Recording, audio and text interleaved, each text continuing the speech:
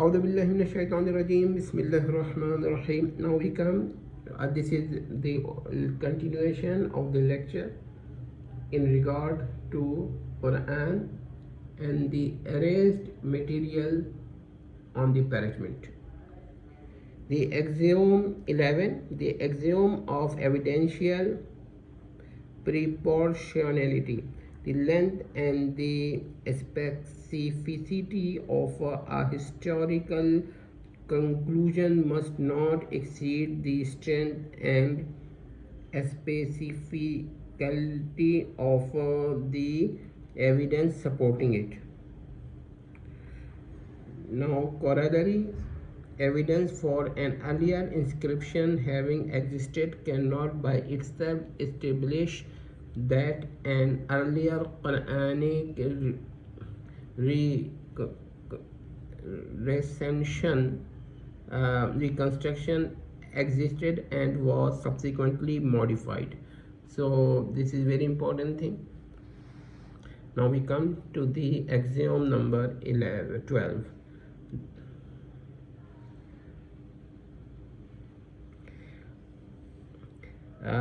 Axiom of epistemic neutrality.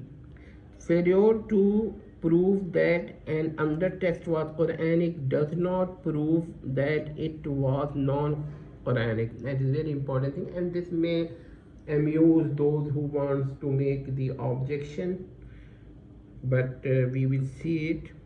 The corollary is the appropriate classification may therefore be undetermined rather than either Quranic or non-Quranic. This is very important.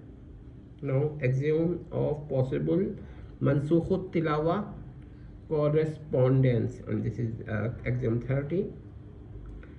The axiom 13, the axiom of possible Mansūkh al-Tilāwah, where a particular Islamic textual or theological tradition report that the certain passages were Mansūkh al-Tilāwah, the possibility that an unidentified undertext contains such material may be admitted as a historical hypothesis.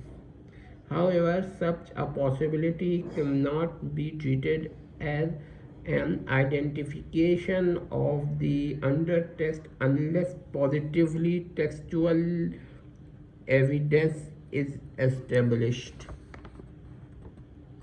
Now we come establishes it. Now we come to the corollary. The identified erased undertext may conceivably have contain material reported in certain Islamic traditions as Mansūkh al-Tilāwah. Nevertheless, this provides a hypothesis, not an identification. So we have included axiom 13 as a neutral axiom, and this may help both sides, not just one. Now axiom number 14. Axiom of non-existent material. The absence of a passage from the extant Quranic text does not by itself establish that the passage never existed in any earlier textual, oral or transmitted text or context. Conversely, a report that a passage once existed does not establish that it belonged to the extant Quranic text. Corollary. Extant, non-extant and non-existent are three distinct or mutually distinct categories. Extant, it means presently available in the relevant textual corpus. Non-existent, it does not it means that not presently belonging to that corpus or not presently surviving within it. And non-existent, it means that the material never existed at all. The non-existent is not synonymous with the non-existent. So non-existent is not synonymous with the non-existent. Non-existent is not synonymous with the non-existent, and the reported is not synonymous with the canonical. So very important thing, perhaps it may have caused some confusion. Extant, it means presently available in the relevant textual corpus. Non-extant, it means not presently belonging to that corpus or not presently surviving within it. And non-existent, so extant and existent are those two different terms. It means that the material never existed at all. So this is the thing. Now we come to the very important axiom, axiom 15, axiom of hypothesis.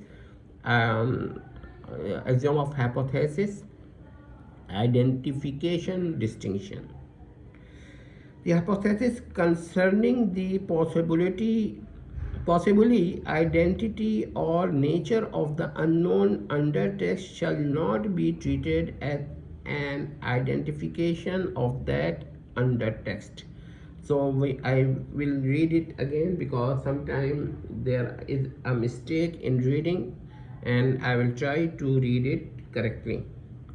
The hypothesis concerning the possibly identity or nature of the unknown undertext shall not be treated as identification of the undertext. Corollary. Sometimes I commit mistake by in my pronunciation, and I sometimes confuse R and L sounds of the letter. So please forgive me for this problem. The undertext can conceivably contain material reported as Mansūkh al-Tilāwah is a hypothesis. It is not equivalent to Mansūkh al-Tilāwah. The first expresses possibility. The second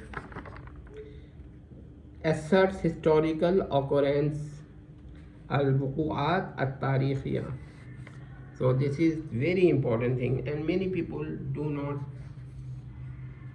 differentiate between these two. The core axiomatic chain, and now I am compelled to show you the chain, and you may see the chain. The entire methodology may ultimately be compressed into this sequence.